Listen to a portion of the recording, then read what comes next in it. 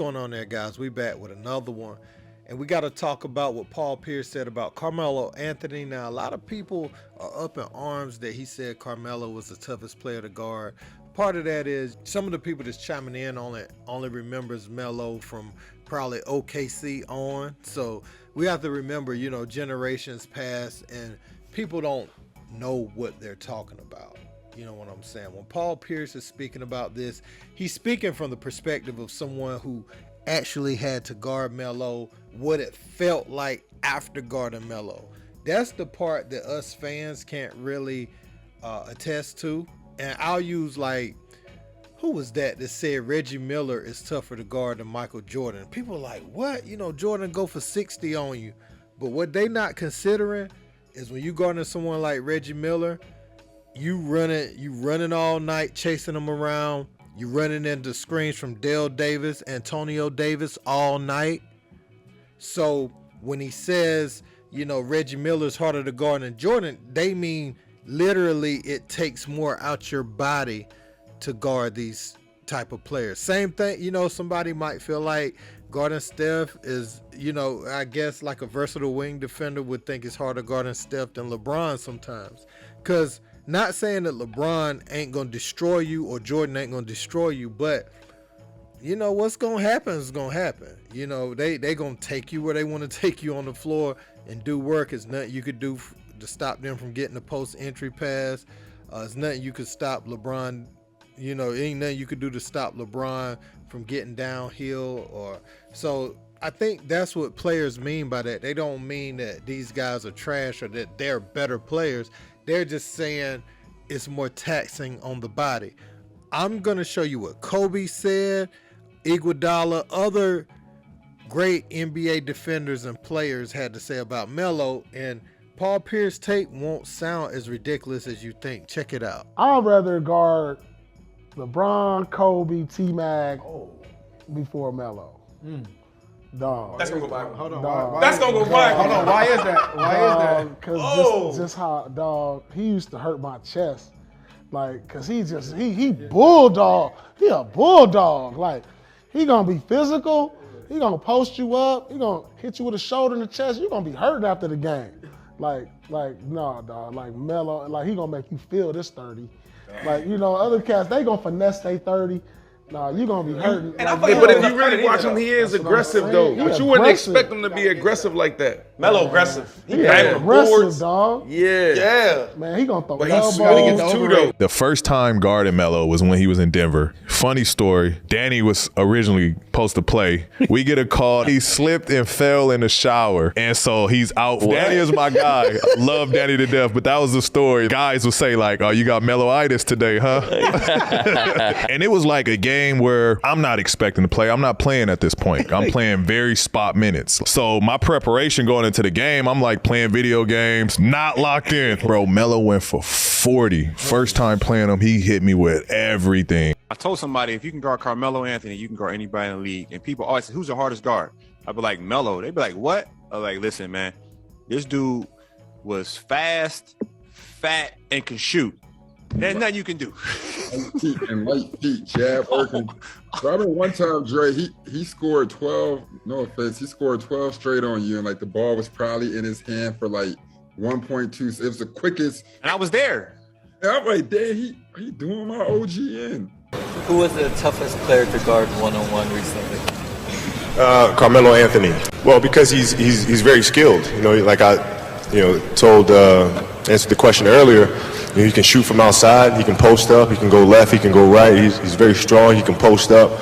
He's extremely versatile, and that makes him a tough one-on-one player to guard. If I was gonna fold, or if I was gonna stand tall, and the minute that I stood tall, he hit me. I'm cracking him back. Yeah. You know what I'm saying? He hit me again. I'm cracking him back.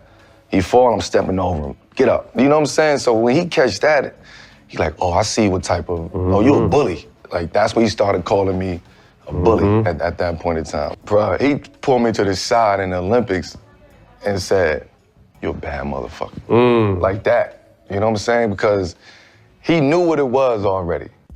So I just wanted to use a few examples of guys that are widely regarded as top wing defenders in the National Basketball Association, both in the history of the game and, currently. These guys, Iguodala, Paul George, and Kobe Bryant, these are guys that guard the 1, the 2, and the 3, and PG, with the way they play the game now, at times, he guards the 4. So these guys are versatile defenders, and they're telling you that Carmelo Anthony is one of the toughest covers that they've ever had to face. And you think about what Melo had, especially when he played discipline in Denver. Whenever he played out that mid post, that face up jab step jump shot, that was like a layup for him. He lined you up real nice, and if you got up too close on him, you remember he would put the ball on the floor and hit you with that reverse spin, and he was very quick. And if there was some rim protection at the rim, remember, young Melo had one of the quickest second jumps back up off the floor to get the offensive rebound. Sometimes he would put it up on the glass to go get it. If he see he couldn't make the shot, he'd miss it, and he'd be right back up there before you had a chance to jump once. And Melo played bully ball, man. You remember that series with him and Kobe. There was a lot of pushing, shoving, very aggressive, grinded out type series. And, Kobe's feeling those blows. And that's what Paul Pierce is saying. Melo was strong. He was one of the guys that him and LeBron would push and shove with each other. And he didn't look out of place pushing and shoving with LeBron. And LeBron has said something similar, but LeBron's been guarding Melo since high school, so he knows about it. But I just wanted to show that, man, because you have some people out here trying to discredit what Melo was as an offensive threat. Remember, most of these top one and done freshmen, you look at the Jason Tatums, Mike Beasley when he was in college, even KD, you look at all these prodigies, you know what I'm saying? Most of them don't go get you a title as a freshman. And AD, yes, AD was there on the team, but remember, AD was very good defensively. He was a lob threat, and his game was coming along because AD was trying to, how do I want to put this? He was trying to figure out his body as far as, how to use his limbs and everything, because he hit a quick growth spurt. And he was great on the defensive end, but his offensive game, sometimes he'll have 2 points in college or 4 points. Now, he held the blocks, rebounds, and all the other stuff, but at times his offense, it wasn't like he wasn't good at it. He just wasn't consistent or wasn't as confident with his offense. With strength, came his confidence later and going into the pros and playing with Team USA his rookie year, but Melo came and he led the team as the offensive focal point. And the other two best players on Melo's teams, I think AD had like Deron Lamb, and he had like some other freshmen, Marquise Teague and some other guys, but they were all 5-star top freshmen. I think Melo had Akeem Warwick and Jerry McNamara, and all of them were freshmen, I believe, at the same time, if I'm not mistaken.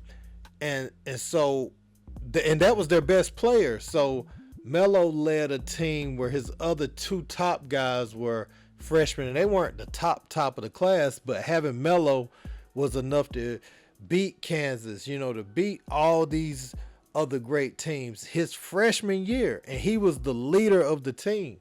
That's what makes his title a little bit different, because it wasn't at Kentucky, like the powerhouse where you get all the guys you want to play together. But I say that to say how advanced his offensive game already was. If you get a chance, or you can find any of his Syracuse run and you didn't see it live, go back and watch how good he was in college. Because, yeah, he went third in the draft, but make no mistake about it, if LeBron James wasn't coming out of high school that year after Melo's freshman year at Syracuse, Melo would have been the first pick, and he would have been in Cleveland for sure. Detroit went with Darko Milicic just because I think Tayshaun Prince had emerged in that series against Orlando where he guarded T-Mac really well, and they were going to stick with him as their three. I think Did they win a championship? What year they win? What year did they win, man? Was it 2004 or something like that? So they won, like, I believe the year Melo got in the league. I believe, right? Yeah. They won the year Melo got in the league. So, you know, they figured they'd try to get Milicic, which was bad. They should have just found a way to incorporate Melo into the team, because that was the pick to make.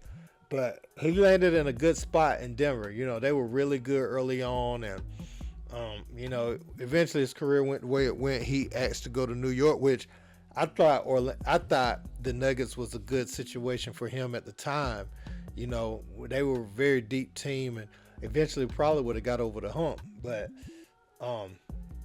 yeah, man, I just want people to put respect on what Melo was as a player, though. Let me know what you guys think about this in the comments, though. Don't forget to like, share, and subscribe. Until next time.